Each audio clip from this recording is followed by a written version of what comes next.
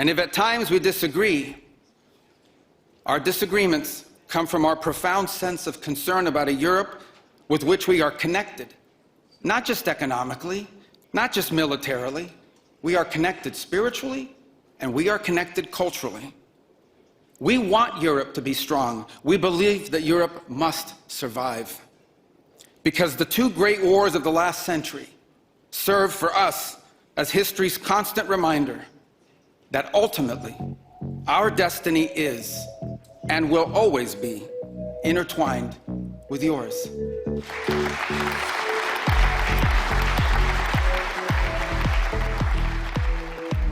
It's Tuesday, February 24th, 2026, and welcome back to Goodfellows, a Hoover Institution broadcast examining matters of history, economics, and geopolitics.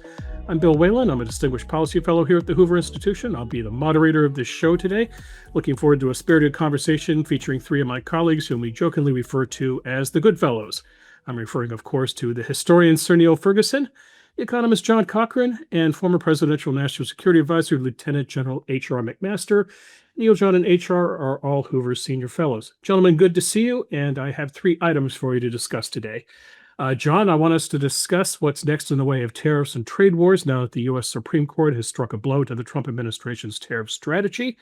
Neil, I want to get your and the panel's thoughts on the significance of the Epstein scandal now that it's led to the arrest of a member of the House of Windsor and a former British ambassador to the U.S. and might also topple your prime minister.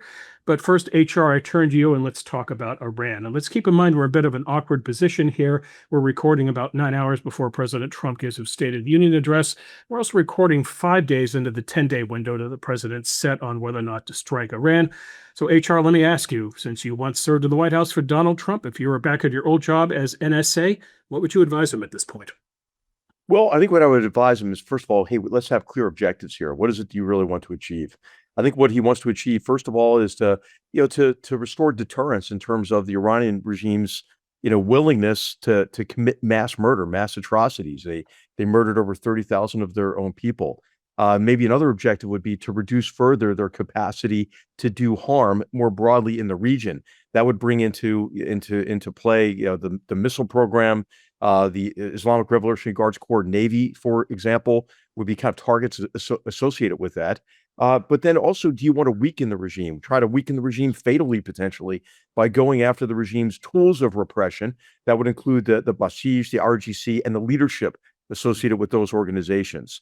So I would first clarify the objectives and then put together a military campaign as part of a broader, I wouldn't put it together, or, the Central Command would put it together and pass it to the chairman who would advise the president.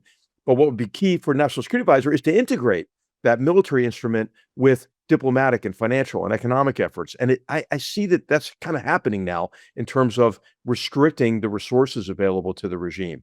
I would work on this problem outside in as well. To really go after, China, who's buying 90% of Iran's oil, and keeping that regime alive and so forth. So I think that's the kind of advice he's getting.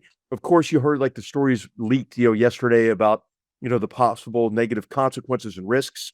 Yeah, that's always something you highlight. But also, I think what's really important in this case is to highlight the cost and risk of inaction, right? And to take that into consideration as well. So I hope that those are the kinds of deliberations that are happening. But I think what I'd love to hear more about is sort of clarity about the objectives. And then if you're crafting, helping to craft a presidential speech, to then really emphasize the so what. Why do Americans care about those objectives and what is at stake? Why is it important to us? HR, one thing that wasn't leaked was Steve Witkoff, the president's Middle East envoy, telling reporters that Iran was 60% of the way to uranium enrichment and, in his words, a week away from, quote, industrial-grade bomb-making material. This raises questions for me, HR, what did our strikes accomplish last summer? But also, if you think Iran is a week away from bomb-making material, why didn't you hit them a week ago?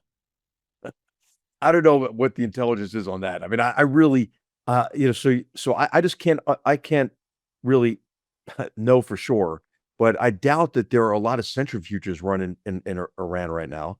Also, and my knowledge is kind of dated, it was not definitive, the intelligence or anything, but, they've got to miniaturize that device, put it on a missile and so forth. But I think he's right to be concerned overall, right? Because you have I think one of the big problems with the Iran nuclear deal in 2015 was it didn't take into consideration the means for delivery of the most destructive weapons on Earth, the ballistic missiles in particular. And hey, guess what? Iran has used ballistic missiles more than any other country in history against 6 different countries. So I think that one of the areas that are really going to be a point of contention are already is the missile program. Is the missile program included in any kind of interim deal that might stave off an air campaign and a strike campaign against Iran? I mean, the Ayatollah Khamenei has been saying, hey, that's not negotiable. I still want to enrich and so forth. So you have the shop window of the regime, Arachi, in the negotiations. But hey, the supreme leader, can't help himself because they've defined their regime, based on their kind of permanent hostility to the great Satan, Israel, who they call the cancerous boil, and as well as the hostility to their Arab neighbors. So yeah, I think we're on a collision course here. I really do. I don't think that there's going to be any kind of a negotiated reprieve, for the Iranians. Mm-hmm. Neil? It's fascinating to think about the coming conflict. Many people doubted last year that there would be airstrikes against the Iranian nuclear facilities. There are people who still seem to doubt that the president is resolved to take action. But let's not forget that this regime slaughtered somewhere between 30 and 40,000 of its own people, and that President Trump said that help was on its way. It couldn't immediately be delivered because, as HR knows, the assets that are necessary for a fully dominant and effective campaign against the Iranian regime take time to assemble. But they are now in place. A formidable array of military force, of naval force is in place. I think what's interesting is that the Iranians have got nothing really to protect them. No Russia. It's essentially good luck out there from Putin. No China. Iran is isolated, and its capabilities are still barely recovered from the state that they were left in by Israel and the United States at last. Hey, Neil, just quickly on this. Yesterday, it wasn't really widely reported, but a large number of Chinese cargo aircraft landed in Tehran and in the vicinity, and I think they're probably were offloading radar systems. So, I mean, again, if President Trump needs a newsflash about the axis of aggressors, and that China's a problem, this is kind of another one. But if you compare that with the situation during the Cold War, when the Soviet Union was capable of large-scale military operations in the region, which made it much riskier for the United States to take action, we're in a very different world where the support that Iran can call on from Russia and China is relatively modest and maybe even trivial compared with the forces arrayed against it. So I think I agree with you, HR. This collision is coming. And I think the key question is, what's the desired outcome of the administration?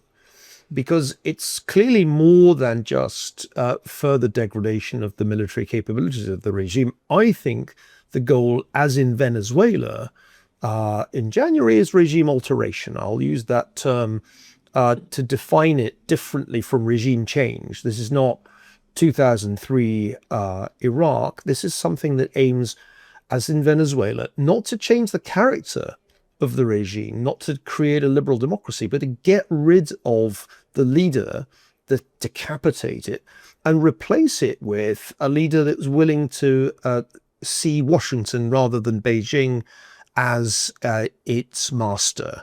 That's been done in Venezuela.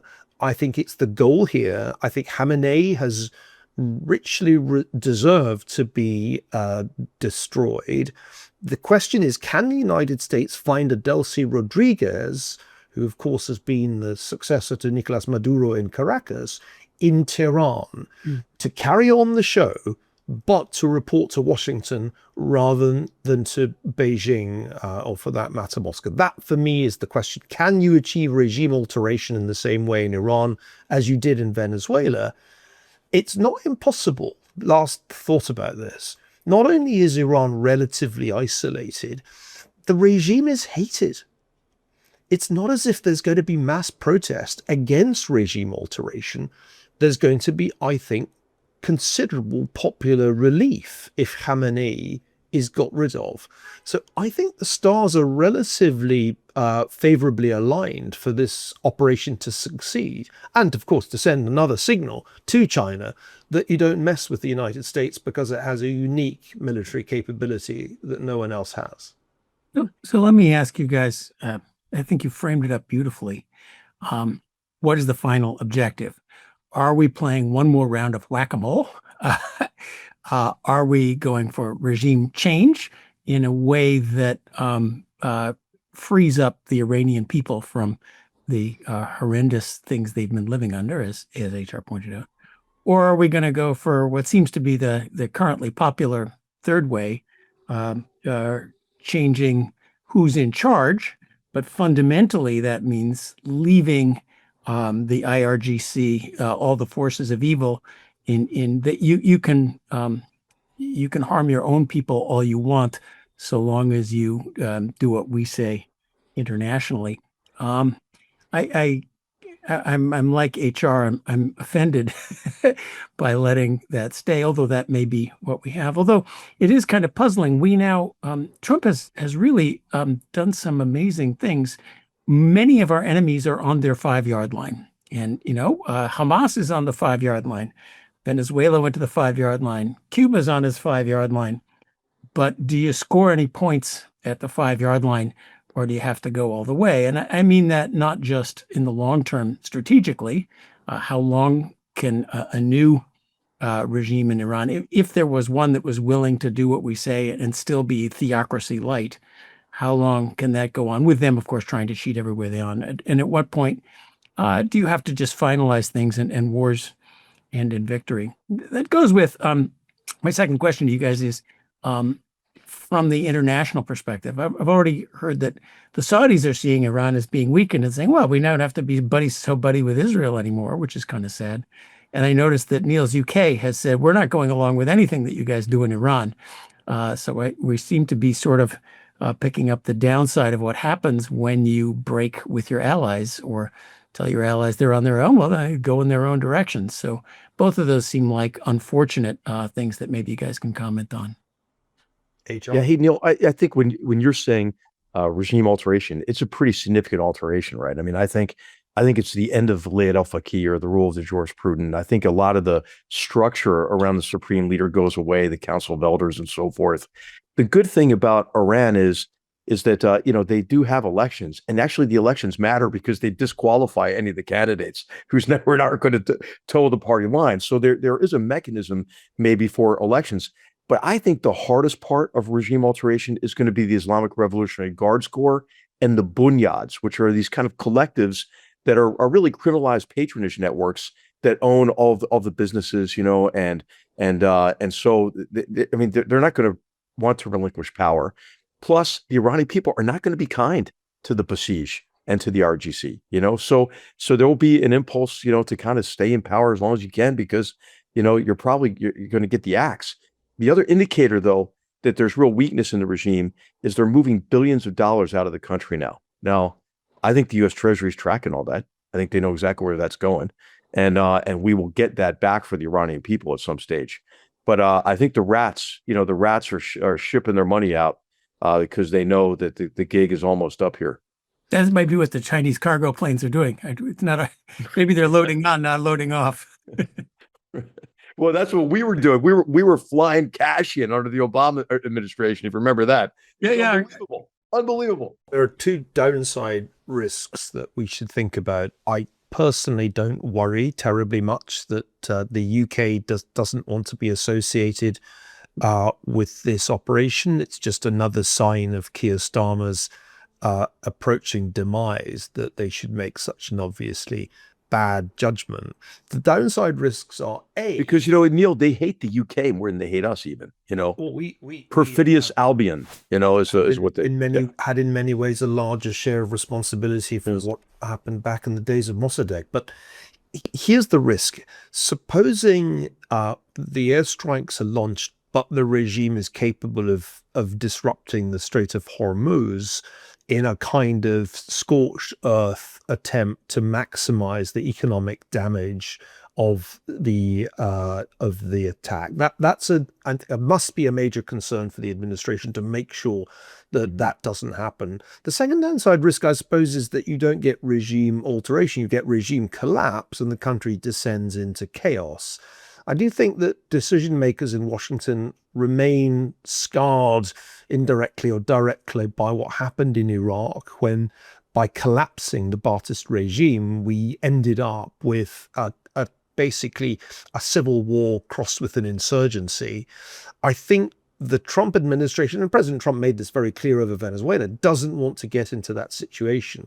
But John, to answer your question, I don't think it's necessarily a stable state if you get rid of Khamenei and have some IRGC general in a military regime, for the reason HR gave, that the population won't be content with that. It will be, I suspect, a transition to a further change in Iran's political status. But I think the priority for President Trump is take this, like Venezuela, take Iran out of the axis of authoritarians and send a signal to Beijing that that axis that has been carefully built over the last 4 years, I mean, it really emerged after the Russian invasion of Ukraine, that axis is about to be wound up by the United States flexing its military muscles. I think that's an important part of what's going on here.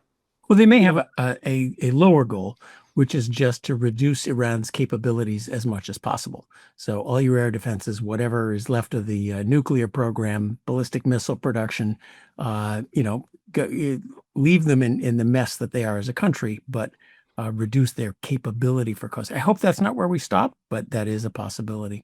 Let me offer this exit question to you, gentlemen, then we'll move on to the Epstein scandal. Our next Goodfellows records in March the 11th. Our guest will be Condoleezza Rice, and we may be talking about Iran on that show. So the question to the three of you, if this show comes out on the Ides of March or thereabouts, what do you think the Iran narrative will be by then? My guess would be that action will have been taken by the time we record that show. Mm-hmm. John? I got to... Who knows? Because we don't really know what Trump is up to. But you know me, and I'm an economist, so I hate making forecasts. But I think we can hope that the current regime in Iran is one way or another gone. Maybe let's hope it doesn't descend into civil war, and there's perhaps some what HR put out, some authoritarian military whatever, but sees that it's got to hold elections and eventually serve the Iranian people. HR, will we be talking about a strike or a deal? I think a strike, and I think what may precipitate it even sooner are the protests that are ongoing now, especially those at universities. There are 20 universities. There are massive protests. The Basij are coming in, surreptitiously wielding batons, beating people. So I think that that may convince the president to act even sooner. Okay, very good. We will see what happens when we have Condi on the show. Let's move on to our next topic, which is the Epstein scandal. Since our last show, 2 bombshells have detonated in the UK. I'm referring to the arrest of Andrew Mountbatten Windsor and Peter Mandelson, formerly the British ambassador to the US, both arrested on suspicions of misconduct in public office. Neil, I read about this through the prism of American media, which love to write about the imminent downfall and demise of the royal family. They did this after Diana's death. They've done this throughout the Harry saga, and now they're doing it with Andrew's demise, if you will. Maybe you could take a minute and just explain the relationship between the royal family and the British people, if you think this is a problem for the royal family, and then perhaps if you want to segue after that into what's going to happen to Keir Starmer. Well, it's extremely embarrassing for the king that his brother should be brought low in this way, should be associated not only with Jeffrey Epstein's business dealings, but apparently also with his trafficking in young girls. This is unquestionably a hideous scandal for the monarchy. Right. But it's not the first time that the second son has been a source of embarrassment to the monarchy. In fact, it feels like something of a British tradition that the second son should be a problem. So I don't think it's right to say the end of the monarchy is nigh. There is minimal to next to no Republican sentiment in the UK. The Queen, though she may have been involved in trying to cover up Andrew's wrongdoing, is revered. And in fact, King Charles has made a very good start to his reign in the eyes of most people. So although it's unquestionably a grave embarrassment, I don't think it poses a threat to the monarchy. It poses a threat to the Andrew formerly known as Prince, who's clearly been entirely disgraced, and it ain't over. I would say asking the question you asked is like saying, does the disgrace of Lord Mandelson doom the House of Lords, or does it doom the Foreign Office because he was ambassador to the United States? No, the individuals have been discredited, disgraced, and may face criminal penalties, but the institutions are much more durable than your question implied. And the Prime Minister. Well, I think it's all over for Keir Starmer, but that's because he'd already significantly lost popular support and the support of his own members of parliament before the Mandelson case blew up. What's interesting is to remind yourself that Keir Starmer won a landslide election victory not that long ago, on July 4th, 2024, and began to hemorrhage popularity within a really short space of time. It's been one of the most rapid decays in popularity a prime minister has ever experienced in the space of less than 2 years. And it has relatively little to do with Epstein and everything to do with a series of U-turns, botched policy initiatives, a very poor role paid by the Chancellor of the Exchequer, Rachel Reeves. The things that people care about in Britain are A, the economy, which has been performing miserably, B, immigration, which is the issue that mobilises support for Reform UK. Starmer has flailed around on both the economy and immigration and has never been popular. He won the landslide not because he was popular, but because the Tories were unpopular and people voted to punish the Conservatives for all the ups and downs of the previous, nearly 10 years. So I think that's the story. And I think, frankly, Keir Starmer would have been in the last chance saloon even if there had never been a Jeffrey Epstein. I ask you, Neil, sitting on this side of the Atlantic, I'm interested with this whole Epstein Files business. There's remarkably little actually illegal sex in any of it. And there's remarkably little actually illegal anything else. Now, Andrew is certainly a very distasteful person, a parody of a dim-witted aristocrat. And it certainly shows a little vignette into the world of grifters and 10%ers and influence peddlers, which is where Andrew and Epstein lived. Of course, we know about that, what was Biden's son doing on the board of Burisma. That's, been a constant of our politics, but splashed in our faces that we see it. But despite his unpleasantness and, what has actually Andrew done that's illegal? If you're a trade representative, you're supposed to meet with unsavory Chinese characters. That's in some sense your job. There is a feeling of witch hunt about this. Now, perhaps if you're unsavory enough, you deserve a witch hunt. We've got the man, now we'll find the crime. But it's hard to make sense of that whole business from this end. I mean, the issue in the case of Andrew is clearly the images of him with Virginia Giuffre, one of the key victims of Epstein. Like, that's the problem there. You could ask whether it was a good idea to allow somebody who obviously wasn't the sharpest knife in the kitchen to be involved in British trade policy. Royals in search of a role is an age-old problem. The role of being king or queen or heir to the throne, these are well defined. What everybody else does is never that well defined. Princess Anne has been a model by confining herself to unpolitical and mostly philanthropic or sporting activities. She is revered.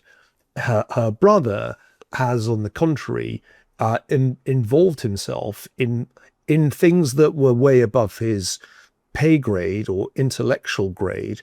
And in the course of that, of course, he has been clearly embroiled in the sexual aspect of the Epstein scandal. I think it's important to draw a distinction here because it's often lost. There's a kind of financial story involving Jeffrey Epstein and his influence peddling and his network building and the money matters that he dealt with, which remain mysterious, still not entirely clear where all the money came from. But then there's the sexual dimension, for which he was already convicted years ago, the trafficking of underage girls. And the thing that remains to be fully uncovered is who exactly was involved in that second sexual scandal. Now, Lord Mandelson clearly wasn't. Lord Mandelson's in trouble because he was giving Jeffrey Epstein inside information hot from Downing Street when he was a minister. And that's a completely different kettle of fish. Looks like it could be criminal misconduct in office. That will be determined as it should be by the courts. But I think it's very important to draw this distinction because I think you're right, John. Something of a witch hunt has developed where association with Jeffrey Epstein, you received an email from him, you sent him an email, starts to be equated with the kind of criminal behavior that obviously did go on. If it hadn't gone on, he wouldn't have been in jail and Ghislaine Maxwell wouldn't be in jail. So I can advertise, sent to me by a friend. You can search the Epstein files. And my friend said, hey, we're in it.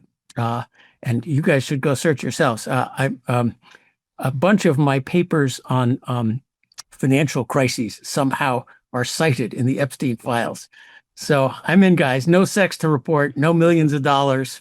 Just for some reason, they cited my papers on the financial crisis. H.R. Andrew Sullivan wrote a column a couple weeks ago in which he said, when historians review this, they'll see the historical context, our post-Cold War Gilded Age. I know Neil's written about the Gilded Age as well.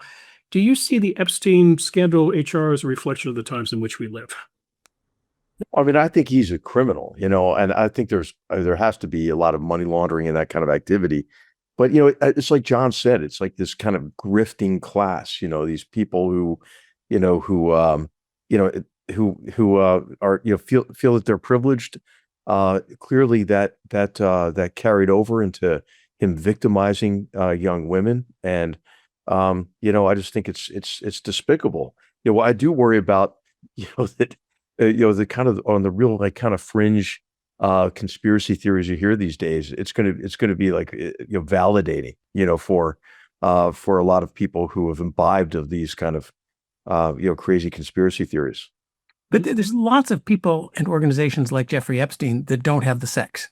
So the sex brought it up, but the whole range of influence peddlers, grifters, non-governmental organizations, consultants, and the rest of it enmeshed in our politics is, in some sense, the scandal here. I wish they would all have sex so we could, blow the whole thing up.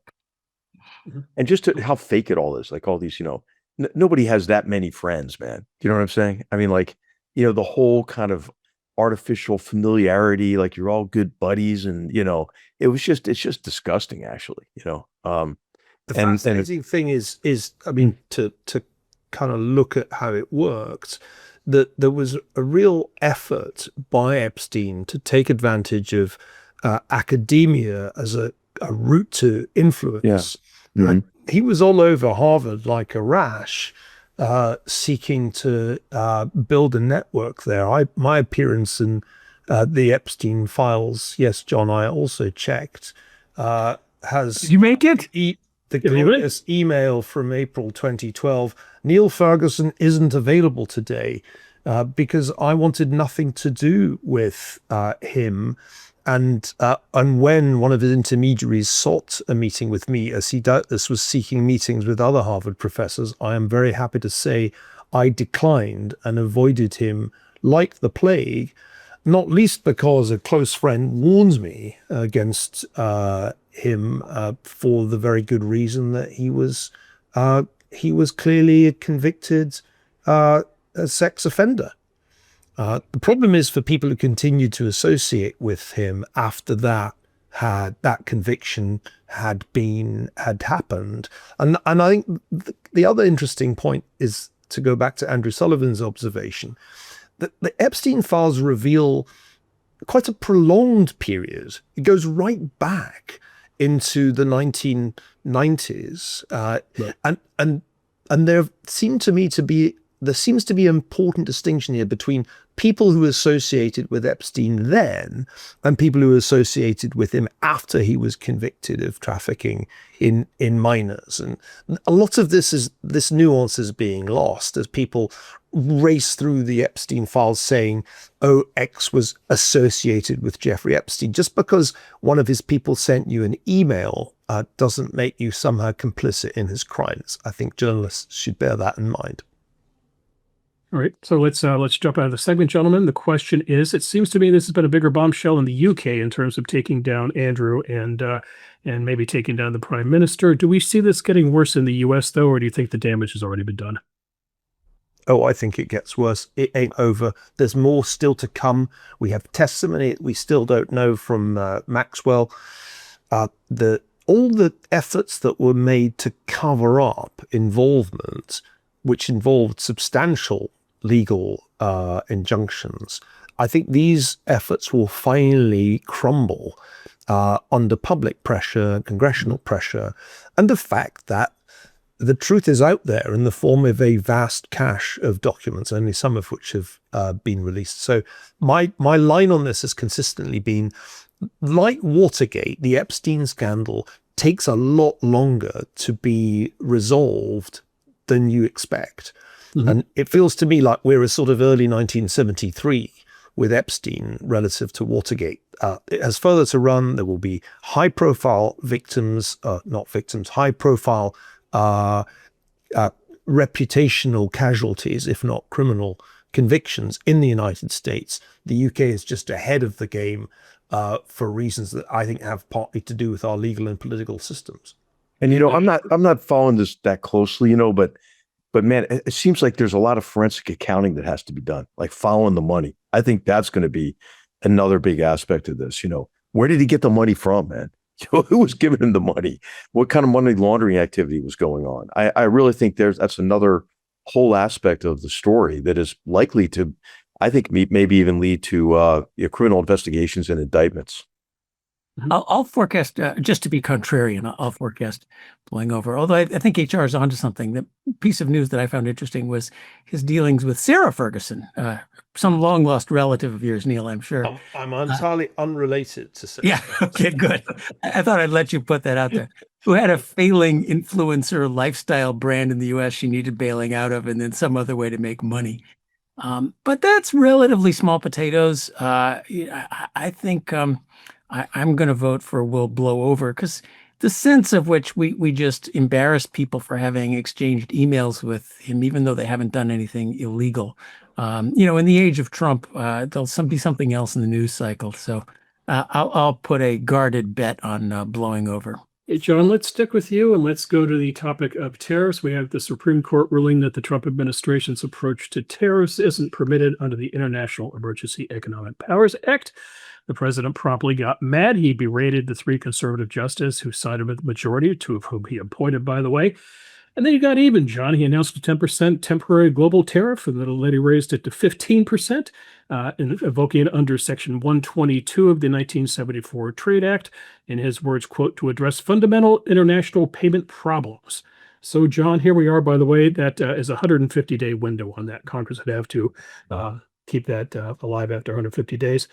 John, tell us what's going on here. Does the president have a tariff strategy?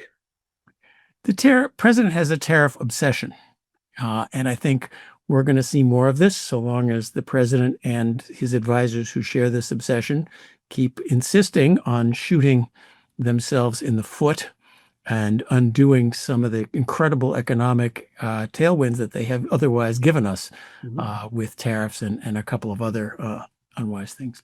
And what he's going to do now, contrary to our many Democratic friends who says he'll just ignore the Supreme Court and we're headed to autocracy, he's apparently going to obey the Supreme Court and find some other legal excuse, which is what he did. The Congress has rather scandalously given big latitude to the president, but constrained latitude. So there's this balance of payments, Section 122. There is unfair trade practices, Section 301. There's national security, Section 232. There's even the Smoot-Hawley Act is apparently still in vogue, and just if other countries discriminate against the U.S. But those have bureaucratic procedures. They're supposed to be good by good. You fight about it. As a free trader, I think still scandalously loose, but we're going to go on there and fight about it. Now, the first one that's going to be the Section 122, which he invoked already, that is not for a balance of trade issue. That's not a trade deficit. It's a balance of payments deficit is supposed to trigger that. And we don't have a balance of payments deficit. You can't with floating exchange rates. It was a thing that occurs when you have a fixed exchange rate or a gold standard and you're losing money propping up the dollar. That's just doesn't exist. So what will happen is we'll go back to the court and, in 6 months or 8 months from now, the Supreme Court will say, no, that doesn't work either. And we'll go on this game of whack-a-mole with legal authority. But to the one last economic point, I want to make a legal point, but I'll first do the economic and then shut up, and then we can come back to the legal. But the legal point I think is important. The economic point I want to make is from Alex Tabarrok at Marginal Revolution. It was so brilliant. I have to pass this on. So what about Kavanaugh's view that, hey, the Emergency Act gave the president power to do all sorts of horrible things, block trade. Why not tariffs too? And it's kind of weird. This law says in an emergency, which the president can declare, he has the power to blah, blah, blah, blah, all sorts of horrible things, and tariffs are silent. Why is that? So here's the economist answer, which I thought was brilliant. Look, an emergency. What's an emergency? I mean, is fentanyl coming into the country a reason that I have to pay tariffs on my replacement landing gear for my glider from Germany? Where does that go? Well, the president gets to determine one. So if you restrict the president to you have to do something really big and really harmful, then you get around the problem of just saying, well, it's an emergency and I'll put in tariffs, because tariffs you can kind of hide them, you can negotiate them. A gets it, B doesn't. The actual powers that are reserved to are big bludgeons. So it's a nice way of getting around the problem of who's to declare an emergency. Well, you can declare an emergency, but you have to do something big and harmful and therefore limited under emergency powers. And the analogy given was the fire department has the right to block a road, but they don't have the right to charge tolls on the road. And that made me really understand why Kavanaugh, although it sounded sensible, was wrong.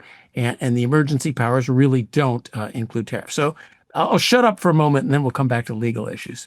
Neil, your thoughts on son of tariffs or tariffs too, or whatever moniker you want to attach to this? Well, I suppose I just feel quite happy that the Constitution turns out still to operate. The checks and balances are real. The rumors of an impending Trump dictatorship are not looking particularly compelling. So well done to the Supreme Court. I thought the arguments were in fact impressive in their sophistication.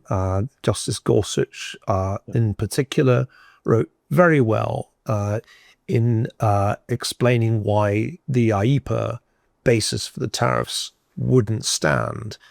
The administration made it clear all along that if they lost, they'd do tariffs by other means. And there are other ways that they can do them, as we've discussed. So I don't think it's by any means over because the president remains, as John said, ideologically committed to protectionism. It's the thing that defines Trump relative to the entire post-war American political consensus. The interesting thing for me is that the tariffs have had such a modest impact relative to the fears of many economists. I mean, if you'd asked 100 of John's colleagues 2 years ago, what will happen if the US effective tariff rate goes back to where it was in the mid-1930s? which is what's happened and still true even after IEEPA was overthrown. Most economists, 99 out of 100, would have said very bad things will happen because interwar trade policy was disastrous. And those bad things haven't happened. No recession, stock market hasn't sold off. What happened back in April was a very temporary aberration. So that's, for me, one of the interesting puzzles of Trump's second term, that the economic impact of the tariffs has been much less than most people foresaw. Secondly, the political impact has been quite negative. Oddly enough, Trump said he was going to do reciprocal tariffs, just like he said he was going to stop immigration. On all the issues that Trump campaigned on, he's delivered, and it's unpopular. He's underwater on the economy, on immigration, on trade policy, especially on trade policy. So although the economic consequences of Trump's strategy have been far less disastrous than almost all economists expected, politically it hasn't worked for him at all. And that brings us to the other check and balance. The midterms are not looking good for Republicans on the back of this combination of strict restriction of immigration and tariffs. And it's not clear to me that anything that's happened in the last week changes that direction of travel. The Republicans look like they're going to lose the House. Even the Senate starts to look questionable, which I don't think many people expected 6 months ago. HR, I hope you would be so kind as to let John maybe do the final word here. And John, if you could briefly, emphasizing the word briefly, as we need to move on to lightning round in a couple minutes, just give us a couple more thoughts on tariffs. Well, I wanted to add some legal thoughts. First of all, not every economist thought this was going to be a disaster. Most said a small drag on growth. But we should mention the legal issue because it's really important.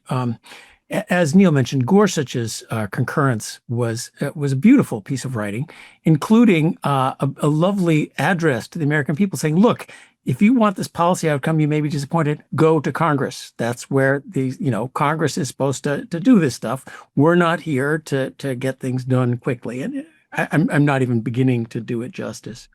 The line that the conservatives are just Trump's lackeys is now definitively, I think, one that Democrats will have to abandon. Although if you were watching the Supreme Court, it was abundantly true before, especially like the presidential immunity one, which said, oh, how terrible they're making Trump immune. No, they made Biden immune. Biden would be in jail right now with what's Trump doing with the Justice Department if there weren't the presidential immunity clause. They should be thankful for that one. But the most important one to watch is it's really unusual that the Supreme Court is snipping at each other in their decisions. They used to say, here's what I think. And now they say, here's what I think. And here's why HR is an idiot. And here's why Neil is completely wrong. What is going on here? Well, the back and forth is over this major questions doctrine. And three of the ones, justices who went along said, we're just doing this on the statute. It's not major questions. But that is really important. And that's coming back. Like the non-endangerment finding of carbon dioxide is really the big economic news. That's tremendous for our climate policies. That's going to come back to the Supreme Court. And who said that, this is a major questions doctrine. And they're laying the groundwork for the big fight about that one to come. Mm-hmm. By the way, the 150-day window expires on July 20th, which is the anniversary of man landing on the moon. So we'll see if we have a tariff strategy by then. Let's move on to the lightning round. Gentlemen, our first question. Marco Rubio gave a speech at the Munich Security Conference last week. He talked about a shared history between the United States and Europe. He defended Western civilization, and he got a standing ovation. Thank you.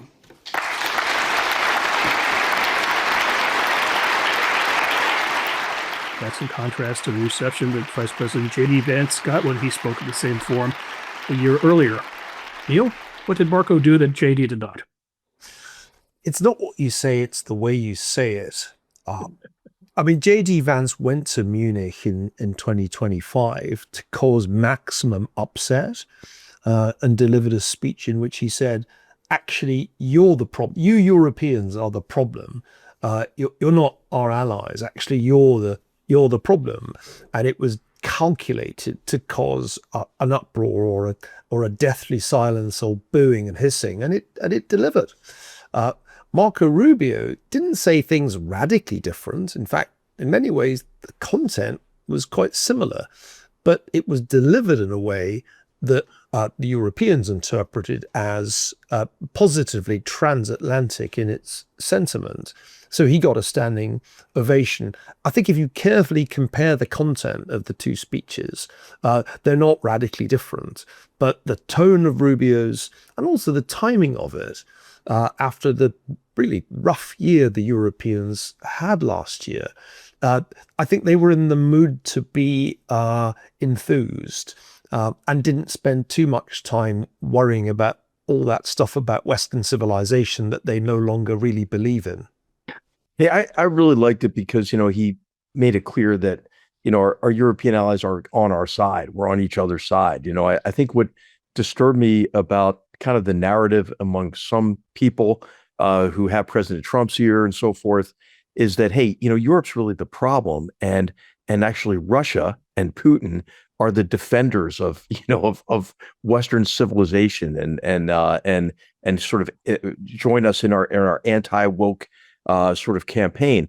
And so, I really think that Putin plays that up, and talks about how like weak, divided, decadent Europe is, how we should be aggrieved, by the Europeans, and then how he's aligned, with many Americans in terms of rejecting kind of the radical far left progressive agenda. So, hey, I'm glad that he made the speech the way he did, and he also did it in a way that it didn't really abandon kind of the president's general approach, to Europe, or it wasn't a clear like counterpoint to the vice president. I think he really walked the line very effectively.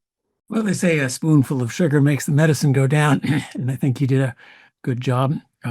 Yes, to say how we all come from the same place and are inescapably friends. And Europe has changed a lot too. I think we're marking the 4-year anniversary of Russia's invasion of Ukraine. A sad day, but think of how much Europe has changed, and started to recognize some of the things that Vance said, coating it with a bitter pill, and fixing its own self. So all good in that sense.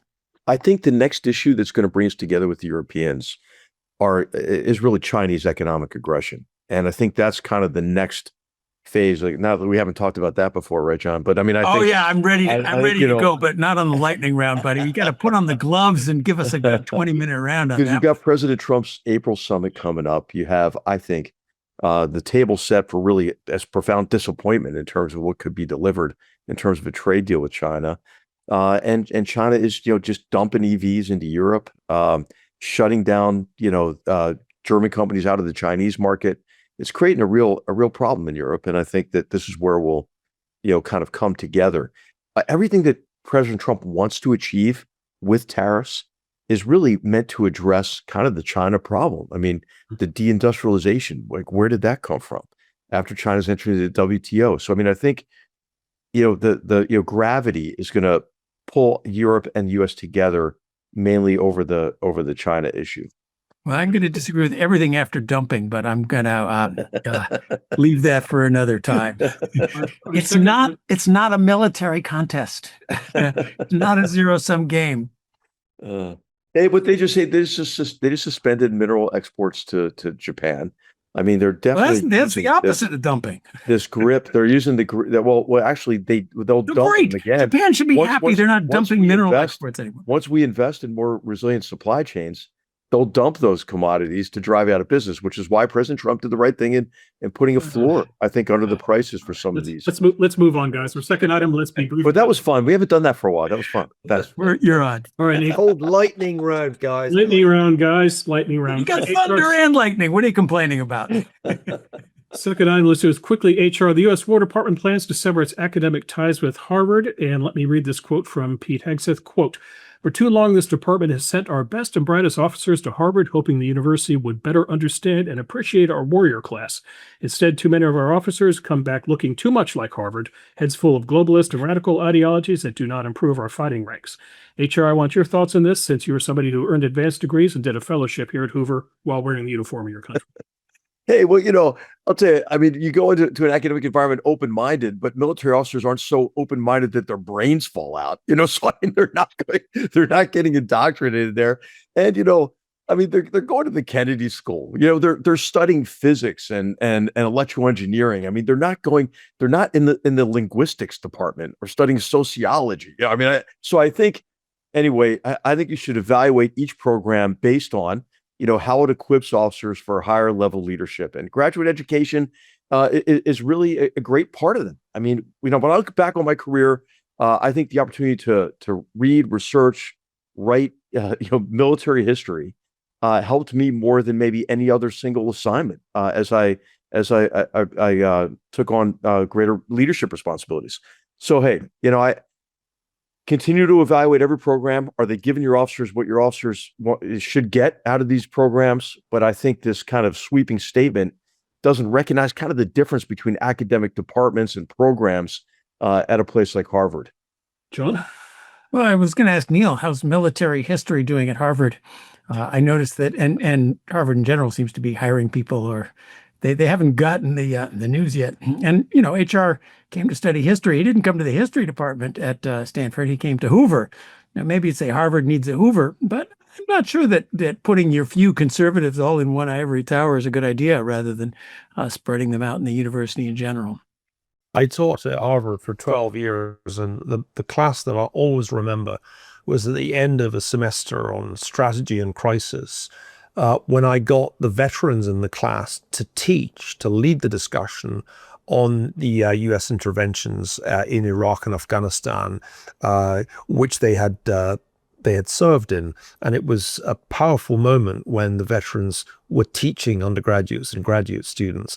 And if Pete Hegseth stops that kind of thing from happening, then I think that will be a net loss. I get the desire to beat up on Harvard is deeply ingrained in the administration, but I think it's important that we have that presence of people who've served. And HR, it always made my classes better when I was teaching there to have somebody, at least one, and usually more than one person in the seminar or in the lecture hall who had served.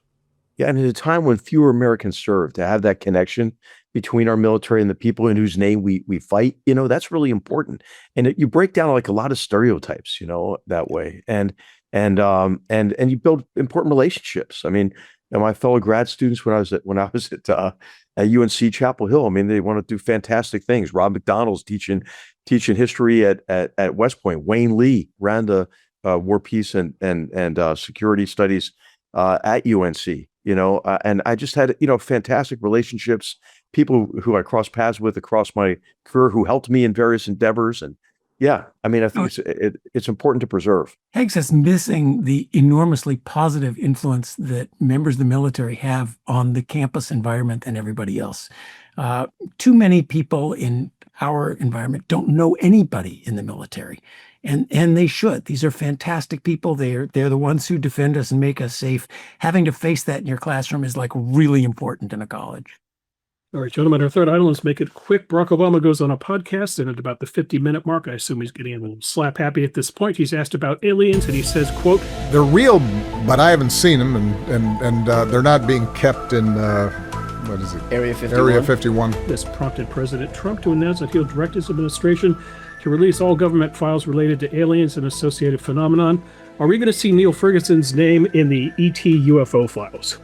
Yeah, contact has been made, and I've been in close contact with our alien friends. No, actually, I don't know whether Obama was joking, whether President Trump sees a wonderful way to distract public attention from, say, the Epstein files. I don't know what's going on here.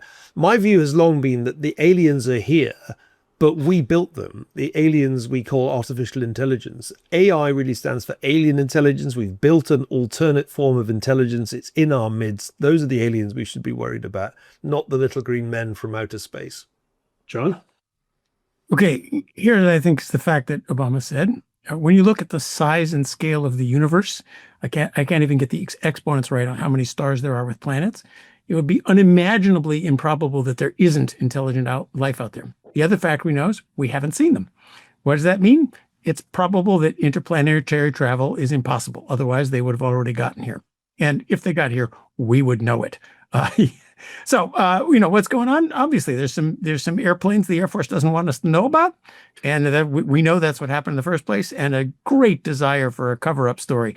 Maybe this will be a good place to move on to from the Epstein files. Could be. HR with his top security clearance probably would have to kill us after he told us. Yeah, I can't tell you. My daughter always says, "Dad, I know you know about the UFOs."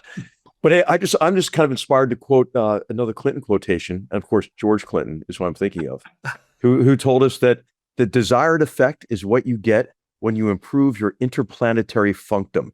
And so I think we should all take that to heart. He may already be an alien, HR. HR wins again. All right, HR, let's stick with you very quickly. HR, I want to go to you. Finally, I want to note the passing of the great character actor Robert Duvall, godfather of politics now. Neil, I don't know if you saw the piece that Matthew Hennessy wrote in the Wall Street Journal, but Duvall was kind of a closet conservative, and he really hated the Oscars and how political they got. And what he recommended was his fellow actors should stick their nose in a book and read two people in particular, Thomas Sowell and Ion Hersey Ali. I always loved Robert Duvall as an actor. He was one of the greatest actors of his generation. This made me love him even more. Rest in peace, Robert Duvall. God bless you. HR, so here's the question. Of the many iconic roles that Duvall had, Lieutenant Colonel Bill Kilgore from Apocalypse Now stands out. My question to you, sir, is the line, "I love the smell of napalm in the morning." Is that the best line ever in a military movie? I love the smell of napalm in the morning. Smells like victory. Well, it smells like victory, right? You got the battle cry of the Valkyries. And, this is one of the reasons why, though, you need military officers on college campuses, because movies are a caricature, of the real military. It's entertaining, but hey, it's not really what we do. So although he did look quite dashing in his Stetson as a cavalry officer, I must say. Okay. And, but yeah, a fantastic movie. The other line is, Charlie don't serve. Well, I mean, it's pretty hairy in there. It's Charlie's point. Charlie don't surf. You either fight or you surf. So it's absurd, right? But it's great entertainment and really a landmark movie with fantastic sound design to it. I went to a remastered Dolby event with my friend Mickey Hart, who's the drummer for the Grateful Dead and Dead & Company. He did the sound design for that movie. So it was really cool to sit next to him. And when, the patrol boat's going upriver, he goes, "Yeah, that's me rubbing my finger around the edge of a wine glass." It's the sound that he was designing. So yeah, it's a hell of a movie. What do you play in your tank, HR? Oh no, Funkadelic, of course. That's what's playing in your Yeah, tank. there weren't enough tanks in that movie. All right, gentlemen. All right, let's end it there, gentlemen. Great conversation. You got places to go, things to do. On behalf of the Goodfellows, so Neil Ferguson, John Cochran, H.R. McMaster, all of us here at the Hoover Institution, hope you enjoyed today's show. As I mentioned, we'll be back in mid-March with Condoleezza Rice. Subscribe to the show. That's the best way to make sure you don't miss us. Till next time, take care. Thanks again for watching.